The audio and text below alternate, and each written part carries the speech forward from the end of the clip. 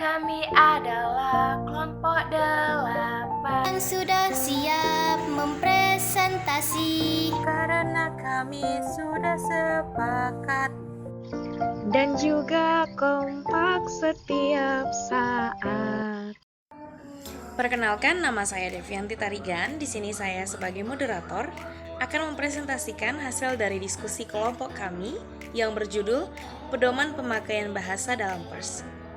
Kepada rekan-rekan saya persilakan. Saya Surya Payanti Napitulo akan menjelaskan tentang ungkapan claise. Nah, ungkapan claise adalah merupakan kalimat yang sangat melelahkan dan membosankan, tanpa inovasi dan variasi. Kalimat claise merupakan ungkapan atau gagasan yang sangat sering dipakai dan juga penulisan yang sangat familiar.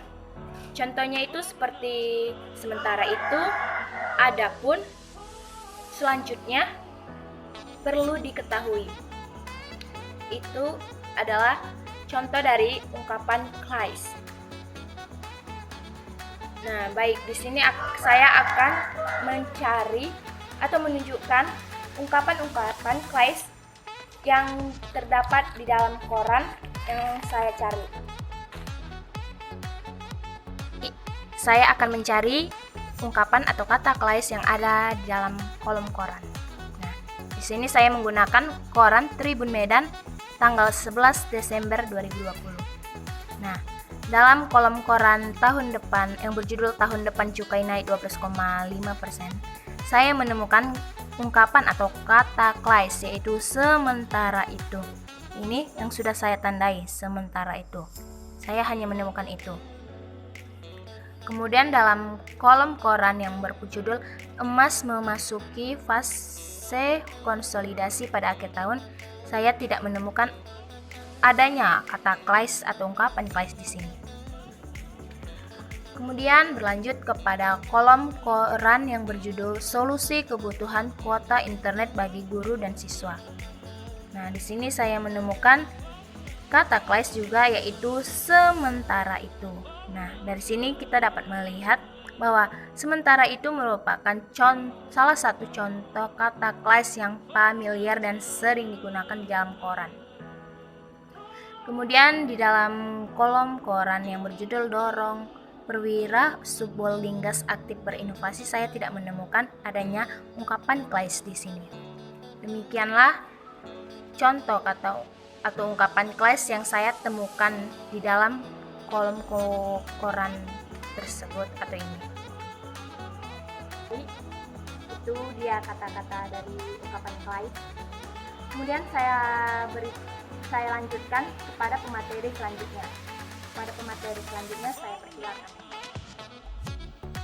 Perkenalkan, nama saya Sapitri. Di sini saya akan menjelaskan tentang kata mubazir. Kata mubazir adalah kata-kata bersinonim atau kata-kata yang sama maknanya dan digunakan bersama-sama sekaligus, sehingga mubazir yaitu menjadi berlebihan. Penggunaan kata mubazir itu dalam tuturan atau tulisan sebaiknya dihindari karena menimbulkan makna yang berlebihan. Di dalam kata mubazir ada juga contohnya kata pada hari, pada bulan, pada tahun, dan tempat.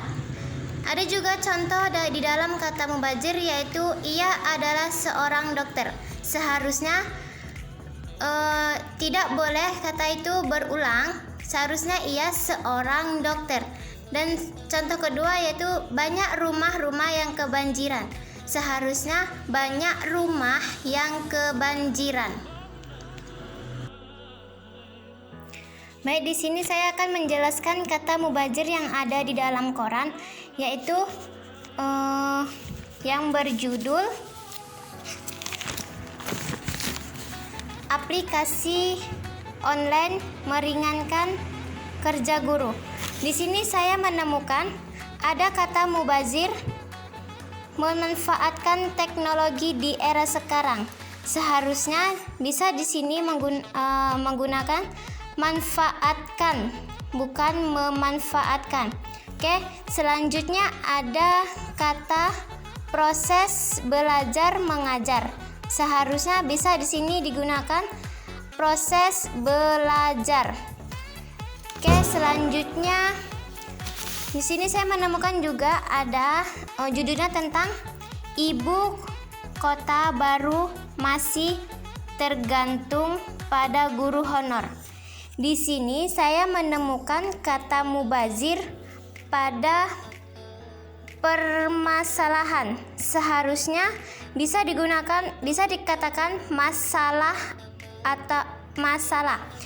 Selanjutnya ada judul keterlibatan politik mahasiswa meningkat. Di sini saya menemukan kata mubazir penerimaan. Seharusnya bisa menerima. Baiklah, hanya itu yang dapat saya temukan di dalam koran kata mubazir. Selanjutnya pemateri selanjutnya akan dijelaskan oleh pemateri. Terima kasih. Baiklah, saya Iin Veronica Sirait akan menjelaskan tentang kata asing. Kata asing adalah kata yang berasal dari negara atau tempat lain yang mungkin belum pernah kita dengar sebelumnya. Atau kata asing adalah semua kata yang ada pada kalimat yang bukan bahasa Indonesia. Bahasa asing yang sudah diintegrasikan ke dalam suatu bahasa dan diterima pemakaiannya secara umum. Contoh dari kata asing adalah yang pertama, nasional menjadi nasional. Yang kedua, berkelayakan menjadi kompeten. Yang ketiga, fakta menjadi fakta. Baiklah, itulah tadi pengertian dari kata asing dan contohnya dari kata asing yang saya ambil dari koran. Demikian hasil dari presentasi kami. Apabila ada kesalahan penyampaian ucapan kata, kami mohon maaf.